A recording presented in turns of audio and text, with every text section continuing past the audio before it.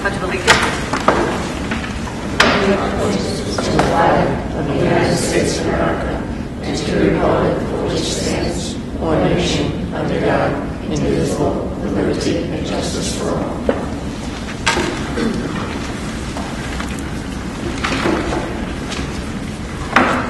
Okay, the district mission statement. Lee, would you like to read that? The mission of the Exeter West Greenwich School District is to empower students to contribute to school and community by providing substantial learning experiences in a safe, trusting, and motivating environment. Thank you. Open forum. If anybody in the audience would like to speak on something not on our agenda, you may do so now. Thank you. I'd like to make a motion to move up item 5A, the audit. Then second. Second. All in favor? Pat Boucher from Baker & Company is auditor, and she is here to present the audit findings tonight. Sitting next to her is our lovely, adorable Patricia Ruizo, who is our district treasurer and does a fine job in that position. And so I will turn it over to those two. Do you want us to sit here and present, or That's fine. can you hear me okay? You want to come up here? Thank you. Maybe pop in the middle. I can hear you better.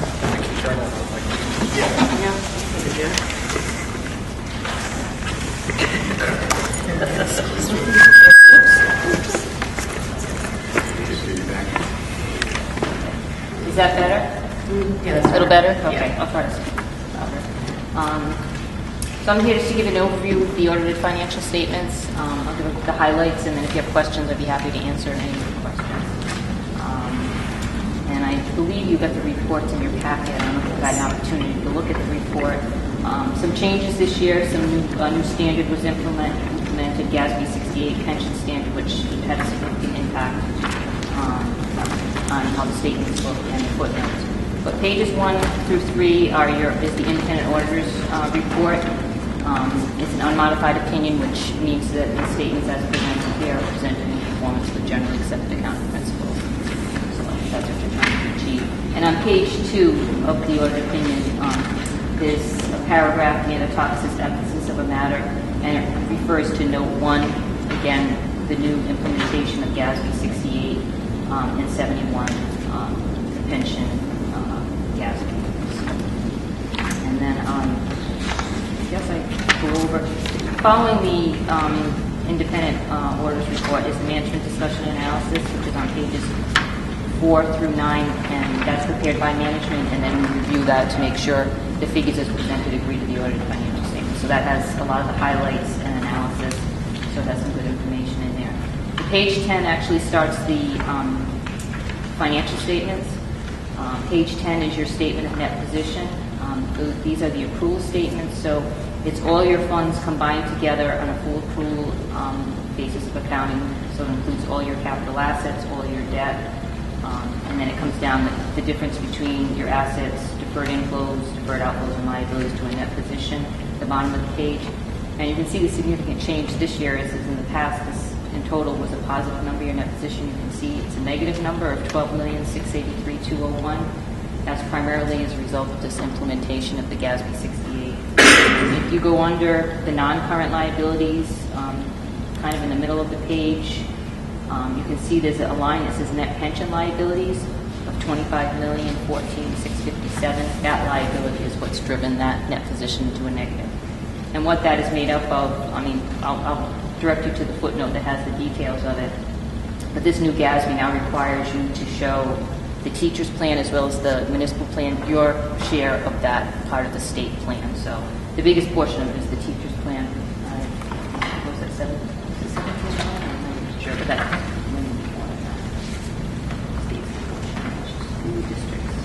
actually it's 23 million. 23 million. So that's what's driving that negative position. So these are on your full accrual statements. It doesn't affect your budgeted statements or your fund statements, which I'm going to go over in a minute. So page 12 is your fund statement, and that has your general fund, capital reserve fund, and then all your other funds combined together. So you can see your general fund, you ended the year on a fund basis of accounting, which is on a day-to-day basis how you account for the books. An unassigned fund balance of over $1 million at the bottom of the first column on page 12. So, and you have a total fund balance of the $4 million, and the various components is a non-spendable piece, deposits with WB, and then some amounts that have been assigned in 2016. And then your capital reserve fund had a balance at year end of $883,000, but the majority of it, I guess, at this point has been spent because you had commitments, which is disclosed in the footnotes. I think about $870,000 at that point with the tennis courts and the safety project. So that's what the balance was at 6/30. Page 14, that shows all your revenues and expenditures for the year. So you can see you had an overall change, 3 lines up from the bottom for your general fund, an overall decrease in your fund balance of $362,000. But of that, what's in there is that you did have the transfer to the capital reserve fund of $990,000. That's in the next column over. So without that transfer, it would have been a positive in your fund balance. Okay, so that's page 14. And then I guess I'll show you the budget to actual statement. The back of the report, which is not a required statement. But it's got a okay, it's on page 54. And that shows on a budgetary basis your original budget, your final budget, and then the actual. So from a budgetary basis, you had an operating surplus of $255,002. You had budgeted use of fund balance of $100,000. So this is your budgetary statement. You basically have 3 statements. You have accrual statements, you have fund statements, and your budgetary statements. So this is the budgetary statement, and this is based on the results of how you budget and then the actual results. You have a surplus of $255,000. Okay? And I'll just draw your attention to, if you're interested, and it's the footnote that starts this whole new pension. It starts on page 35 and goes right up through that budget we just looked at. And also on page 35, it shows some of the restatements that were done as a result of, there was a restatement of over $26 million to bring on that new liability for the 2068. So there was a lot involved this year with that. And there's a lot more footnotes and tables required as a result. Yeah, so the liability on page 49, it shows in that last footnote, I mentioned earlier, your liability was $25 million. The net pension liability, $23.5 million of that is attributable to the teacher's plan, and then the $1.4 million is related to the MERS plan. That's the liability there. And then there's some additional disclosures that follow that are required. That, and then the last thing I just mentioned is in the back of the report we have our internal control and compliance reports. We had no findings on either the internal control or compliance as relates to the financial statements, or you're also subject to single audit because you have over $500,000 federal funds expended, so you had no findings on that compliance and internal control procedures. Do anyone have any questions? Any questions?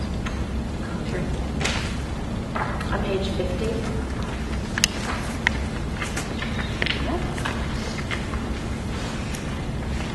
Plan fiduciary net position as a percentage of the total pension liability is 61.4%.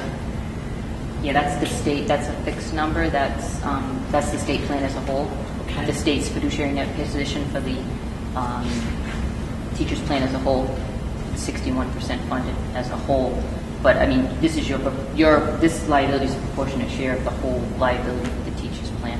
So that 61.4% is That's within acceptable ranges. They're looking, yeah, they want over 60%, ideally 80%. And on the following page, on page 51, Yeah, your MERS plan is at 86%. So that's acceptable. okay, and that's all mandatory. Yes, yeah. And our state funding is contingent upon that level of participation. Well, I mean, they set the rates for you, but that's why this is new this year, is just to kind of disclose this better. You can see what your net pension liability is as the plan as a whole versus, this is more of an accounting thing than a funding.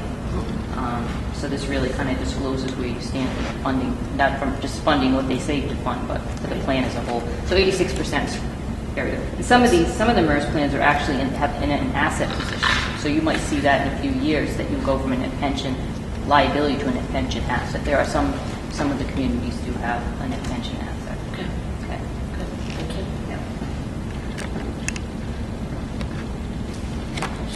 So there are no documented findings, but in terms of concerns, I mean, is there anything that, Like I said, this is our first year. We were here a few years ago, and I can kind of say from 2 years ago, there's been improvements because Tisha's been here that much longer, and we came back. And I like the improvements that I've seen. We had no major problems with reconciliation. There's no significant audit adjustments. I think the biggest thing was this whole GASB thing. We didn't get the information from the state, and it was a learning curve for everyone at the state, us, everyone involved. The reports weren't available until November, so then you had to implement it into each statement. So it's kind of difficult to grasp. And next year it's going to even be more so. It's be another whole year, another layer on this. So, but overall, the internal controls, we had no issues. years ago, there was, maybe I don't know if the word is concerned, but we were holding funds in different areas and locations. I mean, it sounds like we've tightened that up. Is that? Well, you have your student activity funds, but they do get run in and get reviewed in the treasurer's office now. I mean, before, you started doing that, I think, when I was here a few years ago, but it's definitely, we didn't have any issues with that. Thank you. So this year you did an extension with regard to our report to the Auditor General because of the GASB requirements and integrating that. Do you anticipate that we would have to go to extension next year? Some of that's going to hinge on the Auditor General's office and the retirement board, because again, they're going to have to go through this whole process again. I don't think it will just be updating the information, but it was quite extensive. I mean, they were still doing training with some of the firms and the municipalities up until the beginning of December. So it's kind of hard. Right. I Well, hope that's not. good for us to know now that, if we had the perception that it was a one-time impact of the GASB integration, that would result in the extension. But if it's likely, we'll have that next year too. I don't know. I can't speak for them. It was a lot of work for them. Yeah. I can't, it was a lot. So, Thank you. All set. Thank you. thank you. Thank you. Thanks. Thank you for moving me up.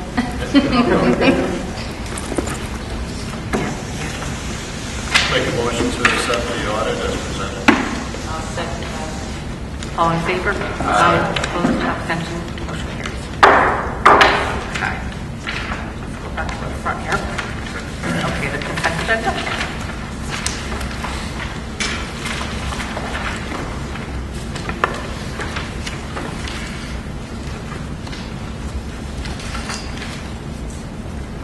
Okay, we have the approval of minutes from the regular meeting on February 9th, as well as the executive session on February 9th. And then we also have the joint meeting minutes from February 11th. We have one letter of resignation for the junior high softball coach and monthly bills.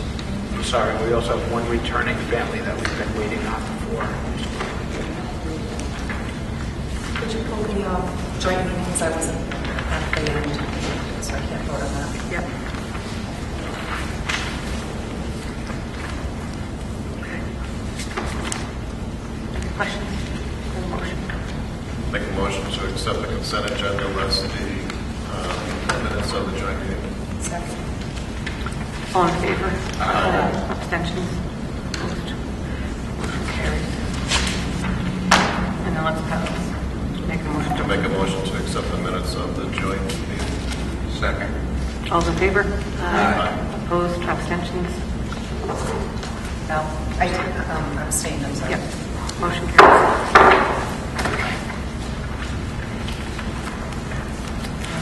Correspondence.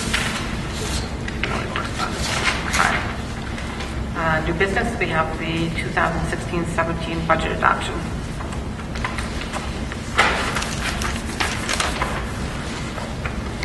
Does anyone need a copy of the, Everybody else set with I'll this? take it.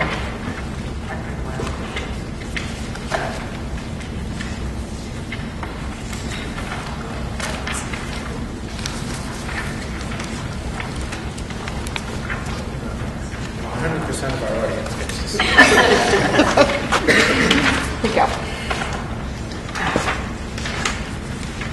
So this is a copy of the spreadsheet as it's been presented at a couple of meetings. And the proposal is for the operations budget to remain on level to last year's funding, $30,689,252. And as I have discussed at previous meetings, including the joint meeting, I'm sorry. I was just trying to back around. Birdie. wasn't that good? I didn't even get to the good part.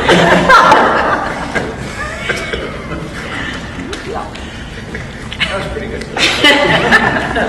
Anyway,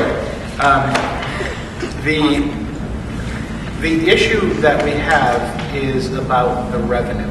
And as I've described, we are experiencing a reduction based on the funding formula, a reduction to our group home aid based on the fact that the Arcadia home has closed.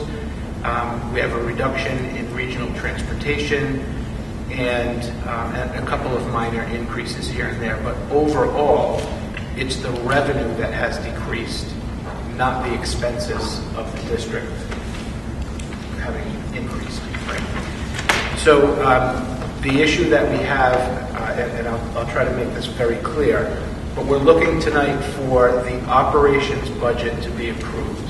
That's the overall operations budget. Certainly the numbers that are on this sheet regarding revenue are based on the governor's recommended budget at this time. If nothing changes, we recognize that there is an issue that needs to be looked at regarding the tax burden to Exeter. And we do have conflicting laws. Ron, can you make this part of the record, what Jim is saying right now? Sure. Thank you. So we have conflicting laws that we're dealing with. One says we must maintain maintenance of effort, and maintenance of effort says at least level funding to the previous year. We're at level funding, so we can't go lower based on the maintenance of effort regulation. The other one says that, Senate 3050, that you cannot tax beyond the 4% mark. Because of the fact that there is a population shift, a significant population shift, the proportion of children from Exeter has increased, the proportion of children from West Greenwich has decreased. That is roughly a $300,000+ adjustment alone before we work in the increases based on the reduction in revenues.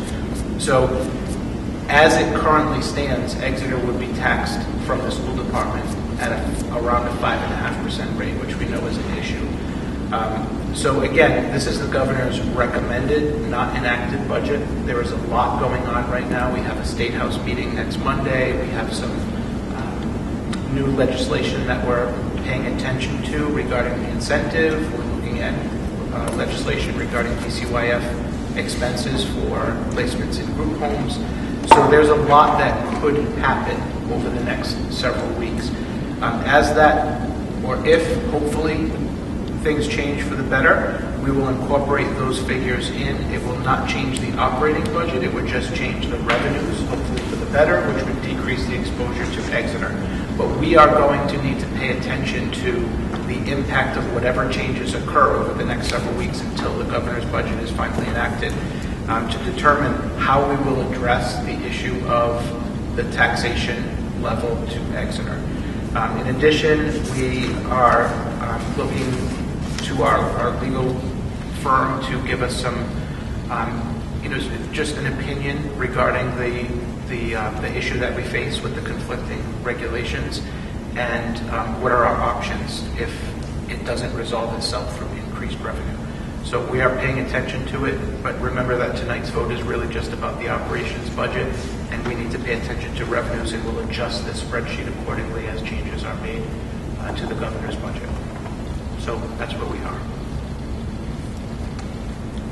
Any questions? Good. Okay.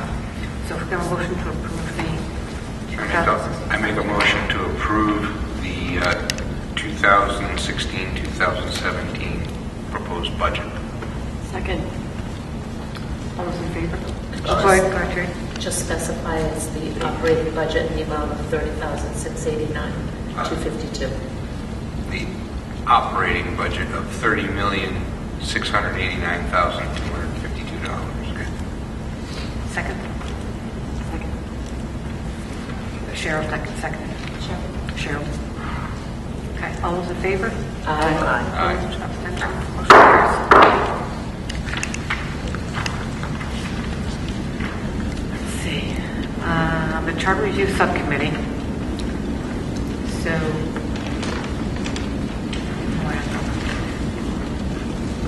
So at the joint meeting, there was a conversation that took place regarding the cost share based on proportional student enrollment, and we are heading towards the 50-50 split mark. We're getting closer and closer. I think we're at 48.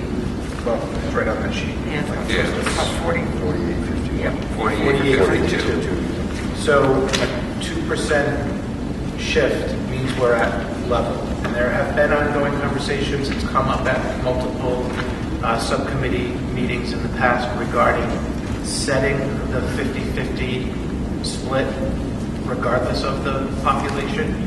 So there was a brief conversation, and there seemed to be some interest in getting back together and having that discussion again as we get closer to the 50-50 mark. So it's on the agenda for the school committee to just talk about whether that is something that you want to do. Should we be looking at bringing the subcommittee back together, and what are our next steps? Yes, I think we should. I think there's support from both sides. I think that we ought to have just I don't think it's going to take much, a couple of meetings, and we'll get going on it.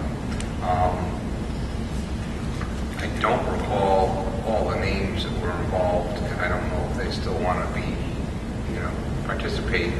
I mean, Mark and I, I'm sure will head it up like we have. And but I don't know if there's going to be a change in representation from the town people, or do we even need that, given the fact that there seems to be support? Well, I think you would do only mainly because after the meeting, we were talking with Exeter, and if we were to do this flat out, split it's going to cost them way too much money. So, at least in a 1 year. Yeah, right. During the transition, right? Unless we get exactly the Right. right. So what I would recommend is, I have the membership from the last time. As long as keep that intact, I can contact all those folks. Okay. And if anybody doesn't want to, we can reach out to those individual positions. Okay. Replace them. But, I agree. I think collaborating will get us further. I agree. I don't think it'll take long. A couple of meetings, but I think we're going to have. And then you had town council members on it? Yeah, there was one from each. There was one from each town, and then us. So, The only reason why I mentioned it just is what I mentioned as far as do we need to do that? I mean, it's going to wind up on, it's going to wind up on a ballot for a vote. So, if there's support, we know that there's support, and we just have to figure out the mechanics to get there. It's going to be a timing issue. So, at least that's, I think, going to be the crux of the discussion. and then we'll have to identify which ballot we shoot for. We shoot for the old neighborhood, or we actually shoot for the general election in November. Timing-wise, we may not make April. No. Well, we wouldn't. I don't think it would be this year anyway. I think it would be next year. At this point. But I mean, if we did it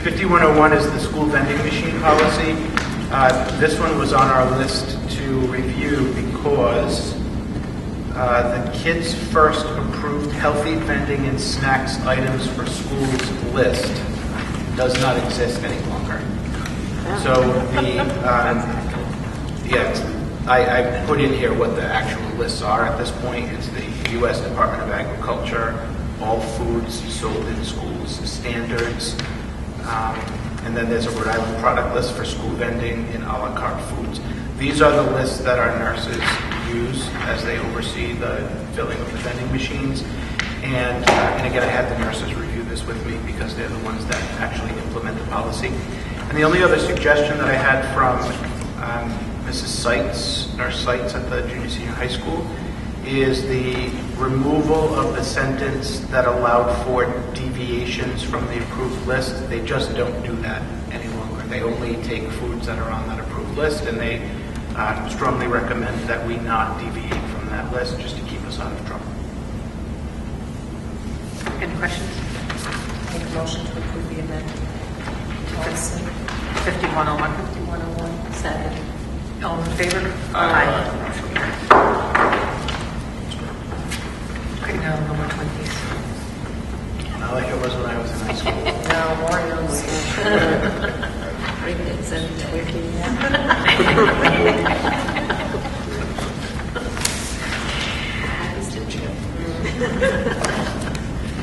Okay, we have unfinished business. Let's see, policy 3208. So this is the policy that was on our agenda for the last time, and it required 2 readings.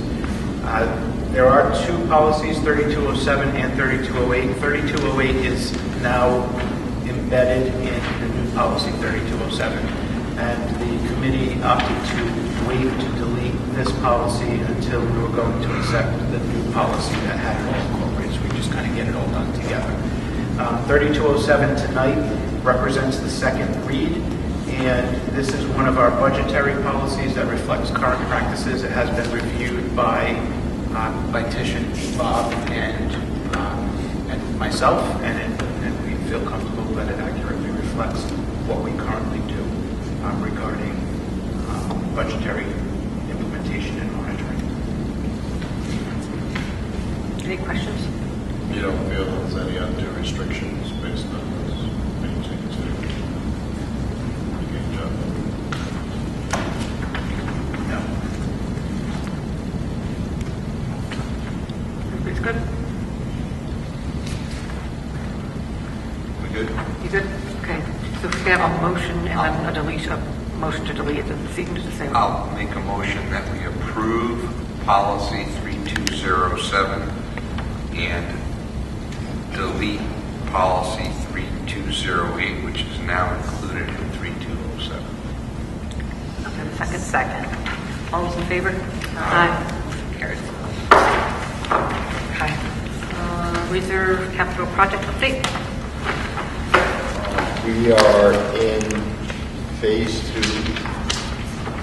in busily preparing documents for Toronto's submission, which will be due March 15th. We are meeting at Lineup School on this Friday at 10 a.m.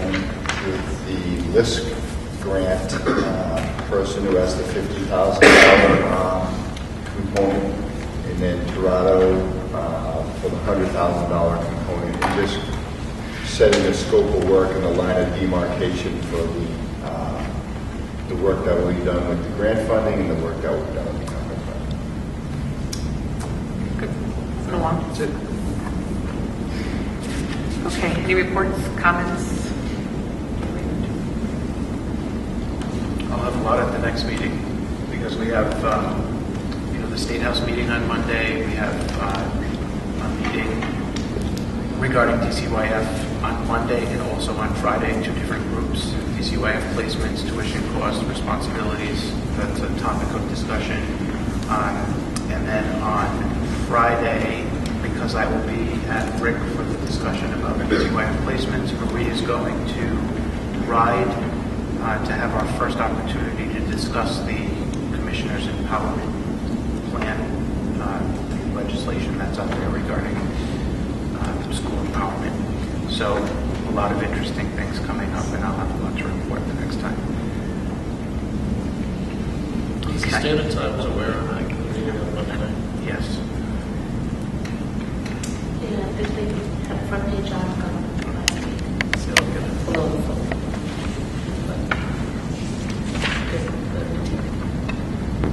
I mean, if I got whistled at tonight, I should have been. That was an accident, not me. That's not true. You're funny. Okay, important dates. Gonna live that one down. Obviously, Monday, we have our State House. Tuesday, March 8th, we have a meeting, school committee meeting. Oh, we already have the presentations, huh? Yes. I know, I see that. You're going really fast. Junior high presentation, we probably don't, we probably have another budget workshop, right? No. Okay, so no budget workshop. 22nd school committee meeting, that would be, that one we at Metcalf, so Robin, I'm sure will send us a friendly reminder. The 28th, public hearing on the budget. 11th, the all-day referendum. The 12th, senior high presentation, and the 26th school committee meeting. So we're quite busy for the next 2 months. If there is to be any movement in the revenue, when would that happen? And I'm just wondering, should there be some kind of an outbrief, or would we have something for this budget workshop? Because, I mean, we're going to have to start considering things at that point. So you know, you're not going to take off the agenda, right? Yeah. No, we'll need to have something. If we don't have any movement, we're going to figure out what to do with them. So that actually might be very important. Yeah, I just don't know the timing of it. I'm sure it's not going to be that soon, right? No, I mean, It'll one of be the at some issues that we point. had last year was the governor basically delayed her final release because it was her first year in office and she needed that extended time. Typically, we do have some idea about what will be enacted around or before the time of the ADR. Okay. So I'm hopeful. Just when do we have to have the balance made up of the only referendum? Well, But the operating budget I may know they not know, change, right? right? But, you know, it might just help us, you know. I think it'll be the focus of my conversation at the public hearing, you know, where we stand at that point.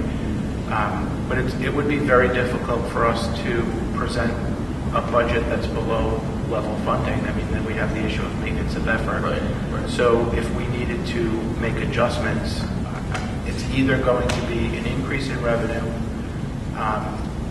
which is either going to come from state funding, or we have to look at the unassigned fund balance, Right. which would be a way to balance things off until we're able to really move or transition the cost of the towns in the way that it should be, based on population. And then the other option would be if there's significant reductions in costs, like the DCYF placements, then we would have a significant reason to lower the operations budget because those expenses would go away. So any of those things could address our problem, but I don't know the answer at this point. We don't know when for sure the governor's budget will finally be enacted. Just know that last year it was well after the ADR. She doesn't have an excuse this I year. know, I'm thinking this is normally it's comes in. Oh, thank you. Are we going to executive session? No executive session tonight? Yes. Okay, we have a motion to adjourn. Motion to adjourn. Second. All those in favor? That's our loud stuff.